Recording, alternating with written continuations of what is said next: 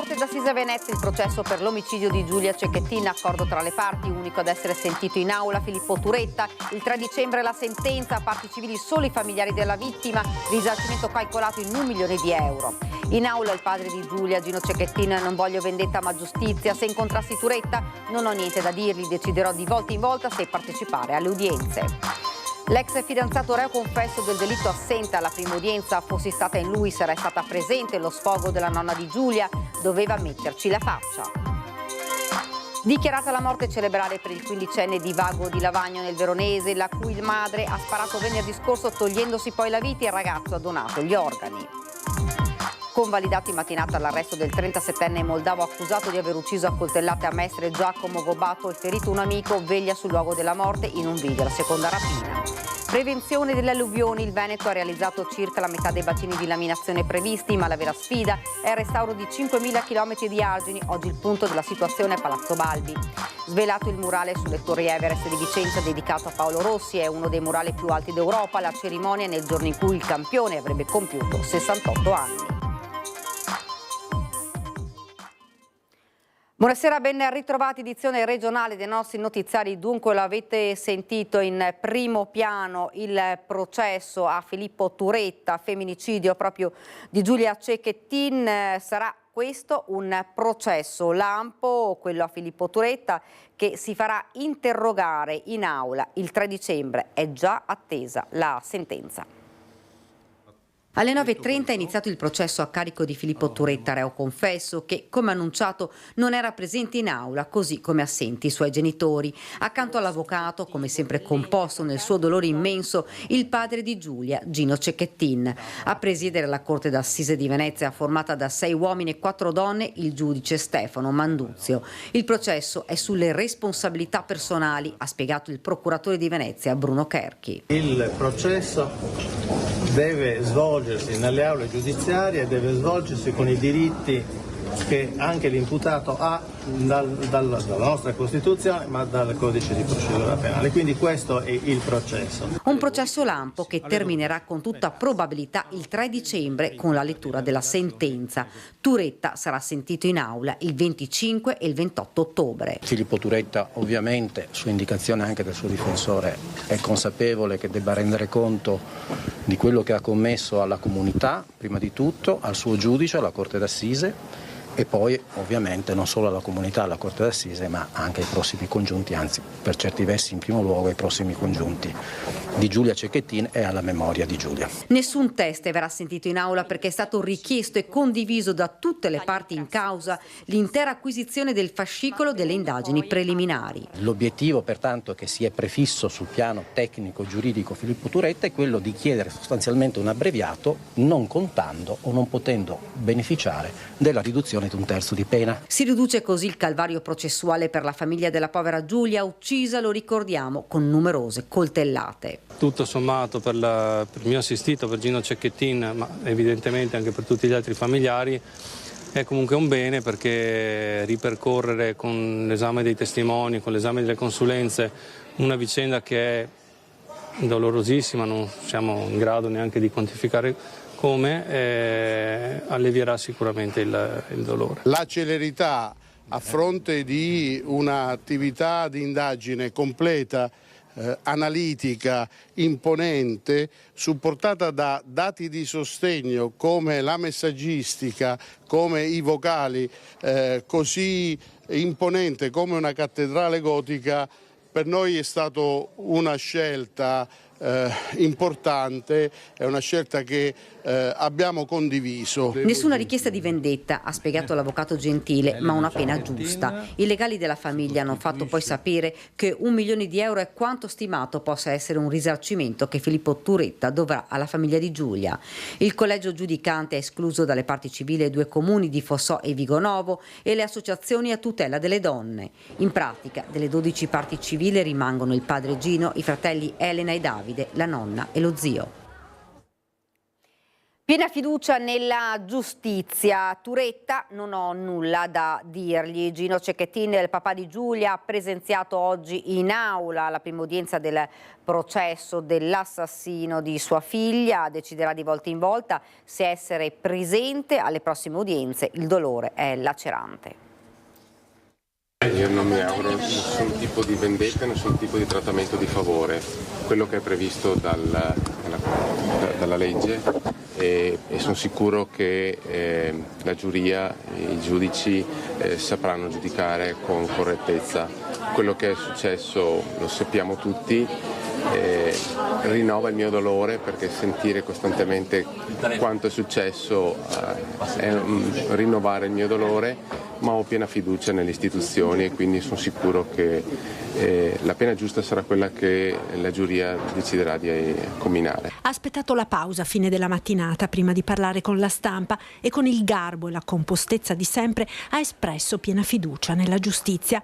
Nessun giudizio, nessun desiderio di vendetta. Gino Cecchettin, il papà di Giulia, mostra ancora una volta la sua forza d'animo nonostante il dolore lacerante che si rinnova e che gli fa mettere in forse la partecipazione alle prossime udienze del processo nei confronti dell'assassino di sua figlia. Oggi penso sia un atto dovuto e di rispetto verso la Corte e i giudici e nel proseguio vedremo, deciderò di volta in volta. Oggi non sto sicuramente bene,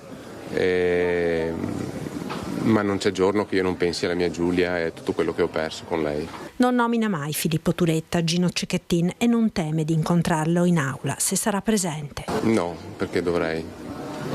Il danno ormai l'ha fatto. Ma secondo lei dovrebbe venire per il processo e per rispetto a... È a sua discrezione, non entro nel merito, non sta a me a giudicare. Se potesse dire qualcosa a Filippo cosa direbbe? Non avrei niente da dire. Un processo, quello per il femminicidio di Giulia, che ha un'enorme attenzione mediatica. Gino Cecchettin ne è consapevole e rifugge ogni spettacolarizzazione, ribadendo l'impegno incrollabile contro la violenza di genere attraverso la fondazione che porta il nome della figlia. Un conto è giudicare un reato, un altro prodigarsi per far sì che questo non succeda in altro modo, e questo lo farò con la fondazione e assieme a tutte le associazioni che stanno lottando contro la violenza sulle donne.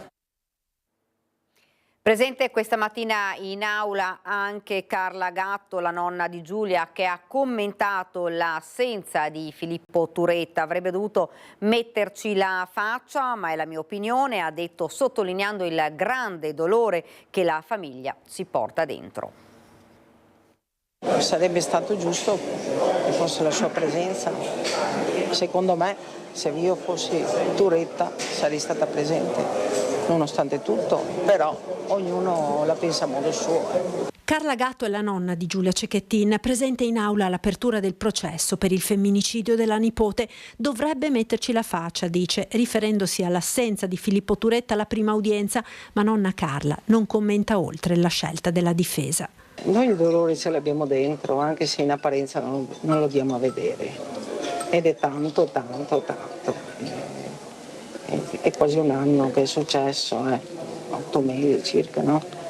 Per noi è 8 mesi di atroce dolore, ce l'abbiamo là. Ecco, la nostra sofferenza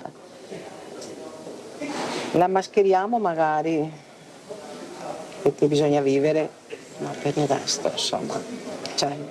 Un dolore immenso, sempre composto, pacato, quello della famiglia di Giulia Cecchettin, con la nonna che ricorda con dolcezza la nipote e la sua gioia, la sua allegria. Era una ragazza speciale e forse non ci si aspetta che alle ragazze speciali accadano queste cose. Lei era molto buona, molto sensibile, molto ben disposta verso gli altri e questo è bene, no? Questo è bene. Però il bene molte volte non paga. Chiede giustizia alla famiglia di Giulia, ma su quale sia la pena davvero giusta per il suo assassino. Nonna Carla non si esprime. Io non sono un giudice e non intendo giudicare nessuno. Un messaggio a Filippo Turetta, se potesse dirgli qualcosa, nonna Carla, cosa gli direbbe? Non me la sento. Penso se ha un po' di coscienza, parlerà alla sua coscienza. Ci spostiamo nel Veronese per una tragedia familiare a Lavagno. È stata accertata poco fa la morte cerebrale del 15enne di Vago, ricoverato da venerdì pomeriggio all'ospedale Borgo Trento di Verona dopo essere stato raggiunto da un colpo di pistola alla testa, verosimilmente sparato dalla madre, che poi ha rivolto l'arma contro se stessa togliendosi la vita. Arrivato all'ospedale di Borgo Trento in condizioni cliniche già gravissime, ricoverato nel reparto di neurorianimazione, al 15enne era stato diagnosticato il danno cerebrale irreversibile dopo 2 giorni in terapia di supporto massimale. Dopo l'accertamento della morte cerebrale, il padre del ragazzo ha espresso la volontà di donare gli organi ed è stata data l'autorizzazione all'espianto. Ed ora nel veneziano è stato convalidato questa mattina l'arresto del cittadino moldavo di 37 anni accusato di aver ucciso a coltellate a Mestre il 26enne Giacomo Gobbato e ferito l'amico Sebastiano.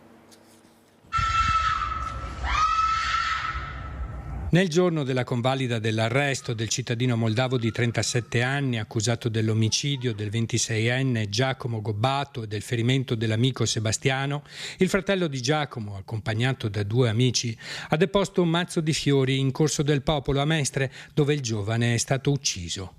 Il moldavo, difeso dall'avvocato Tiziana Nordio, è stato posto in custodia cautelare in carcere, una decisione del giudice che il difensore non ha voluto commentare. Nel frattempo il sindaco di Venezia, Luigi Brugnaro, ha annunciato il lutto cittadino nel giorno delle esequie di Giacomo Gobbato, con le bandiere e il gonfalone di Venezia esposti a mezz'asta in tutti gli edifici comunali. La data del funerale non è ancora stata fissata. Dopo il momento di raccoglimento di amici e compagni del centro sociale Rivolta in Corso del Popolo, sarà la volta del raccoglimento dei fedeli per una preghiera nello stesso luogo dove Giacomo è stato ucciso. I residenti della parrocchia del Sacro Cuore si troveranno per un momento di cordoglio.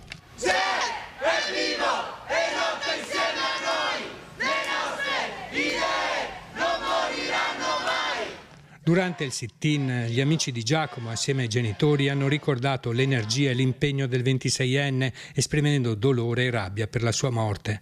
Il padre di Giacomo, Luca Gobbato, ha descritto suo figlio come un ragazzo amato da tutti, generoso che si prendeva cura degli altri con spirito di abnegazione, appassionato di musica e tatuaggi. Una tragedia annunciata per molti residenti della zona che segnalano da tempo problemi di criminalità tra Via Piave e Corso del Popolo. C'è troppa delinquenza, non c'è controlli, una roba spaventosa. Alla sera poi una certa ora bisogna stare a casa.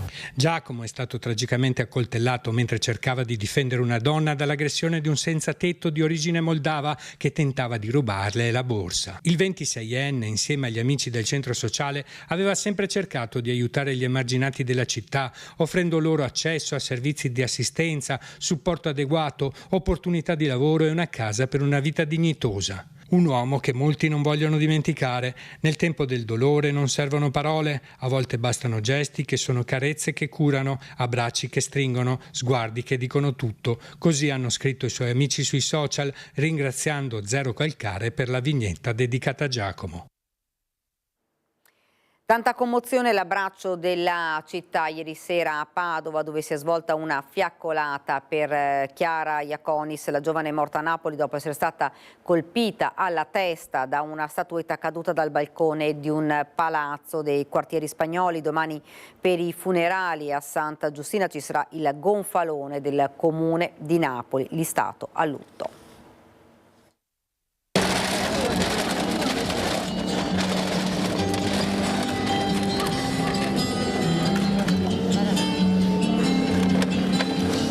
Tu che sei nata dove c'è sempre il sole. Sulle note di Fiore di Maggio di Fabio Concato risplende il sorriso di Chiara e le lacrime rigano il volto di papà Gianfranco, della sorella Roberta, della mamma e di Livio, il fidanzato che le era accanto nei suoi ultimi istanti felici. Dopo Napoli e Padova ad abbracciare la famiglia Iaconis, ritornata in città riportando a casa la salma della giovane morta dopo essere stata colpita alla testa da una statuetta di onice mentre passeggiava tra i vicoli dei quartieri spagnoli.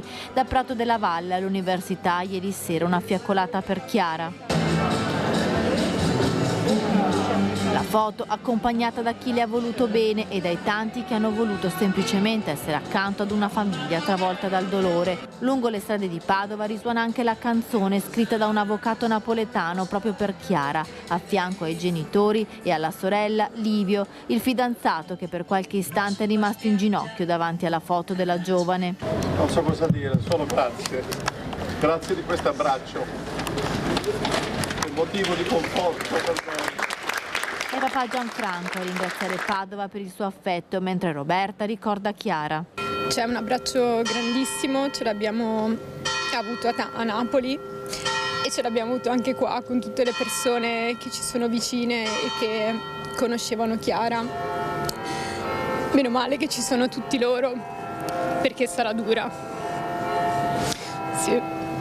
Sicuramente se Chiara sta guardando tutto questo sarà sicuramente a bocca aperta, sbalordita come sempre. L'ultimo ricordo era di lei a Napoli, felicissima di essere a Napoli con Livio. Lei non vedeva l'ora di andare a Napoli, di vedere Napoli e la ricordo super felice. Nel cielo scuro di fine settembre volano i palloncini bianchi. Buon viaggio, scrive Livio lasciandolo andare. Domani nella chiesa di Santa Giustina alle 10:30 i funerali, mentre a Napoli proseguono le indagini con gli interrogatori della babysitter e della colf della coppia, mamma e papà dei bambini che potrebbero aver lanciato accidentalmente la statuetta, coppia al momento indagata per omicidio colposo e omessa vigilanza. Ed ora siamo al meteo, 2 perturbazioni sono in arrivo in settimana. La prima, nelle prossime ore, la Protezione Civile regionale ha diramato un bollettino di allerta gialla e verde. Tra il pomeriggio e sera di oggi e le prime ore di domani sono previste precipitazioni a tratti diffuse più significative nella nottata, probabili rovesci e temporali specie tra prealpi e pianura, dove saranno possibili fenomeni localmente intensi e quantitativi anche consistenti su prealpi e alta pianura. E sul fronte della prevenzione alluvioni il Veneto ha realizzato circa la metà dei bacini di laminazione previsti, ma la vera sfida è il restauro di 5.000 km di argini. Oggi il punto della situazione a Palazzo Balbi. Per la messa in sicurezza del Veneto dal rischio idrogeologico, dal 2010 ad oggi la Regione ha portato a termine più di 2 miliardi e 100 milioni di euro di interventi, aprendo oltre 3.000 cantieri. Al momento dei 23 bacini di laminazione previsti ne sono stati realizzati 10. Il piano che abbiamo messo in campo è un piano molto corposo che vale quasi 4 miliardi di euro di opere, ne abbiamo realizzate oltre 2 miliardi, vuol dire che abbiamo passato la metà, ma c'è ancora molto da fare e si continua in questa direzione. Recuperare i fondi, lottare con la burocrazia che è spesso molto complicata, una strada in salita, però gli obiettivi li abbiamo chiari e continuiamo in questa direzione. Sul fronte burocratico le difficoltà sono ad esempio quelle incontrate dalla legge regionale del 2016 che consentiva di andare in deroga per motivi di sicurezza al taglio degli alberi dentro i corsi d'acqua. È stata bocciata dalla Corte Costituzionale perché di materia statale. La priorità oggi è comunque mettere in sicurezza i 5.000 chilometri di argini di competenza della Regione e gli altri 3.000 dei geni civili messi a rischio dagli animali selvatici come tassi e nutrie che in alcuni casi li hanno resi una gruviera. Bisogna prendere coscienza che oggi questa è diventata la vera sfida, non più il sormonto arginale dell'acqua, per quello lo sistemiamo col bacino di laminazione, ma lo sfondamento arginale. Nel 2010 abbiamo avuto ben 32 argini sfondati e penso che sia fondamentale avviare un progetto di eradicazione totale. C'è poi un'altra emergenza, quella dei tombini che non riescono in caso di nubifragi a smaltire sufficiente acqua da evitare allagamenti. Spesso presentano dimensioni pensate quando eventi così violenti erano piuttosto rari. Oggi risultano sottodimensionati, quindi anche non è una competenza della Regione, ma chi ha la competenza penso debba dotarsi di un piano per arrivare a rifare le reti meteoriche dimensionandole per gli eventi che stanno capitando sempre più frequentemente. E sono i comuni. Sono le amministrazioni locali, ma io non voglio additare nessuno, però i comuni sono senza soldi, anche loro, purtroppo i virtuosi sono quelli che pagano di più le conseguenze dei tagli che accadono. Ed ora andiamo a Vicenza, ha svelato il murale dedicato a Paolo Rossi, è uno dei murali più alti d'Europa, la cerimonia nel giorno in cui il campione avrebbe compiuto 68 anni. Ci colleghiamo in diretta con i nostri Federico Fusetti e Simone Squarcina. Buonasera Federico. La squadra operativa. Buonasera, siamo a Vicenza, grazie a Simone Squarcina per le immagini, e siamo a Vicenza perché nonostante la pioggia ci sono centinaia di persone che rendono omaggio a Paolo Rossi. Sta per essere svelato il murale, che è il secondo più grande d'Europa, che raffigura proprio il campione vicentino. 17 piani questo palazzo, Torre Everest. Fra poco, dicevo, verrà tolto il telo che copre l'opera di Eduardo Cobra, e che artista brasiliano, e che ricorda proprio il grande campione. Qui c'è la famiglia, qui ci sono compagni di squadra come Altobelli e Cabrini, e qui ci sono centinaia di tifosi per omaggiare proprio il grande campione. Ci sono anche tanti ragazzini che giocano a calcio, ragazzini che appunto rappresentano anche la generazione futura. C'è il sindaco, il presidente della provincia, l'amministrazione, e dicevo tanti ragazzi, tra cui, ecco, siamo in diretta, avete accompagnato i ragazzini. Cosa rappresenta per voi Paolo Rossi? Paolo Rossi è un lontano mio ricordo, perché io l'ho visto anche giocare. Niente, per noi vicentini, per le squadre nostre, è proprio il simbolo del calcio, è proprio come è un campione del mondo, quindi una scarpa d'oro, campione del mondo. È legato a Vicenza. Sì, quindi è legato, anche se lui è di Prato, ma lui il suo cuore batte bianco-rosso. Grazie ragazzi. E dicevo, tra poco verrà svelato questo murale, poi naturalmente vi mostreremo le immagini nei nostri telegiornali. Grazie a voi. Grazie davvero a Federico Fusetti, grazie anche a Simone Squarcina per la parte tecnica. E questa era proprio la nostra ultima notizia. Ora la sigla e subito dopo le previsioni del tempo. Grazie per averci seguito, arrivederci.